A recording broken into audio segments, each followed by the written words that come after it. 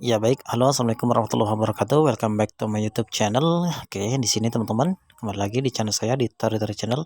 Kita akan bacakan kembali tentang white paper Pi Network ya. Di sini part ke-6-nya teman-teman ya. Jadi buat Anda yang belum menyaksikan, belum mendengarkan part 1, 2, 3 dan 5, silahkan simak dari awal supaya teman-teman paham keseluruhan dari isi daripada white paper Pi Network ini teman-teman ya. Oke, akan saya bacakan kembali, lanjutkan di part ke-6-nya teman-teman ya. Agar mata uang memiliki nilai, itu harus didistribusikan secara luas.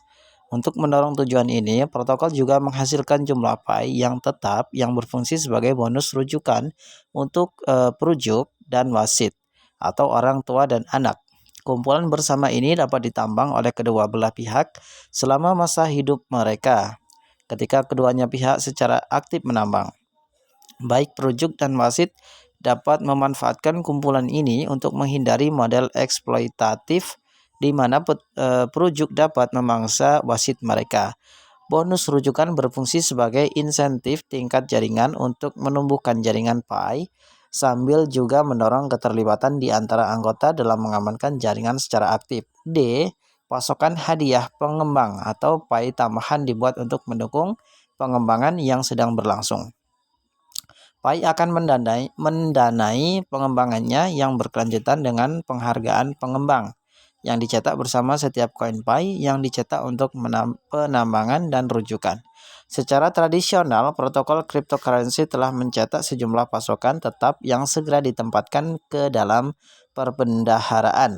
Karena total pasokan Pi bergantung pada jumlah anggota dalam jaringan, Pi secara bertahap memberikan penghargaan kepada pengembangnya seiring dengan skala jaringan. Percetakan progresif hadiah pengembang Pi dimaksudkan untuk menyelaraskan insentif kontributor Pi dengan kesehatan jaringan secara keseluruhan. F adalah fungsi yang menurun secara logaritmik, anggota awal menambang lebih banyak. Sementara Pi berusaha menghindari konsentrasi kekayaan yang ekstrem. Jaringan tersebut juga berusaha memberi penghargaan kepada anggota sebelumnya dan kontribusi mereka dengan bagian Pi yang relatif lebih besar. Ketika jaringan seperti Pi berada di masa-masa awal mereka cenderung memberikan utilitas yang lebih rendah kepada peserta. Misalnya, bayangkan memiliki telepon pertama di dunia. Ini akan menjadi inovasi teknologi yang hebat tetapi tidak terlalu berguna. Namun, karena semakin banyak orang memperoleh telepon, setiap pemegang telepon mendapatkan lebih banyak utilitas dari jaringan. Untuk memberi penghargaan kepada orang-orang yang datang ke jaringan lebih awal, hadiah penambangan individu Pi dan hadiah rujukan berkurang sebagai fungsi dari jumlah orang di jaringan. Dengan kata lain, ada sejumlah Pi yang dicadangkan untuk setiap slot di jaringan Pi. Utilitas mengumpulkan dan memonetisasi waktu kita secara online. Hari ini, semua orang duduk di atas harta karun berupa sumber daya yang belum dimanfaatkan. Masing-masing dari kita menghabiskan berjam-jam sehari di ponsel kita. Sementara di ponsel kami, setiap tampilan, posting, atau klik kami menciptakan keuntungan luar biasa bagi perusahaan besar. Di Pi, kami percaya bahwa orang memiliki hak untuk mendapatkan nilai yang diciptakan dari sumber daya mereka.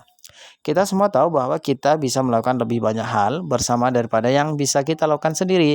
Di web saat ini, perusahaan besar seperti Google, Amazon, Facebook memiliki pengaruh besar terhadap konsumen individu.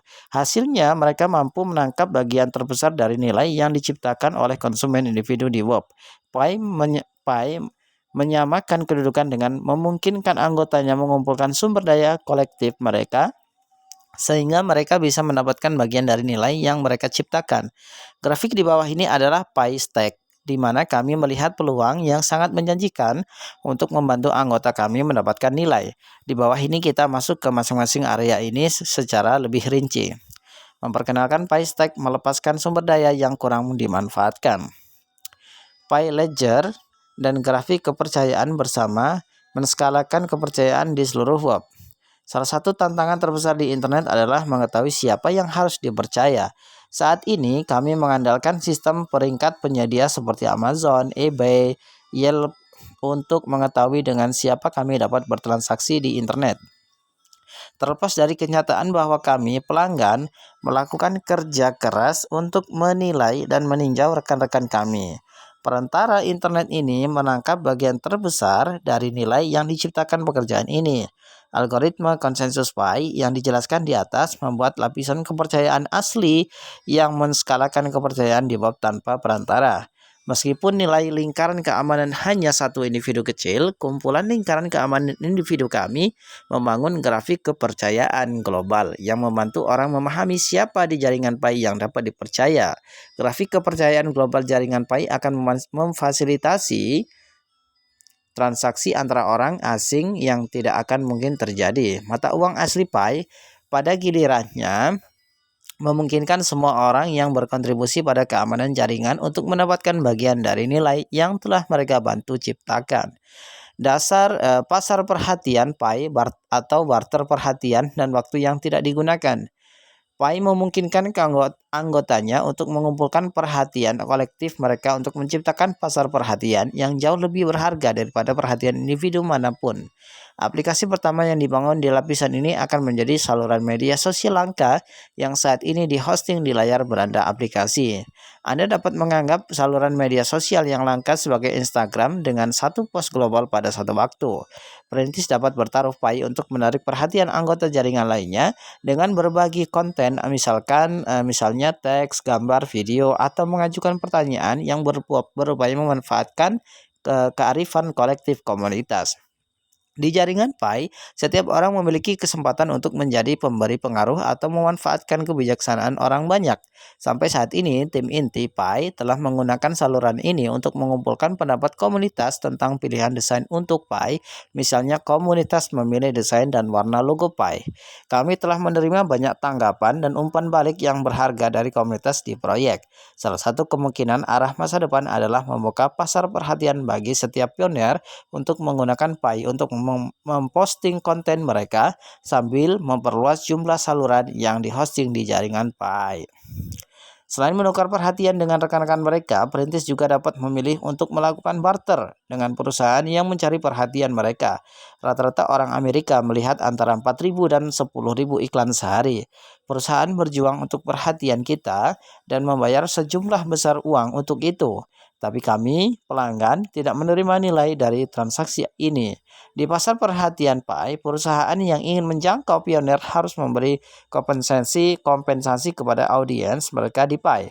Pasar periklanan Pi hanya akan ikut serta secara ketat dan akan memberikan kesepakatan bagi pioner untuk memonetisasi salah satu sumber daya terbesar mereka yang belum dimanfaatkan perhatian mereka. Pasar barter Pi, bangun toko virtual pribadi Anda. Nah, untuk sesi ini saya akan lanjutkan di video berikutnya teman-teman ya, di part ke-7 teman-teman. Jadi saksikan video berikutnya ya.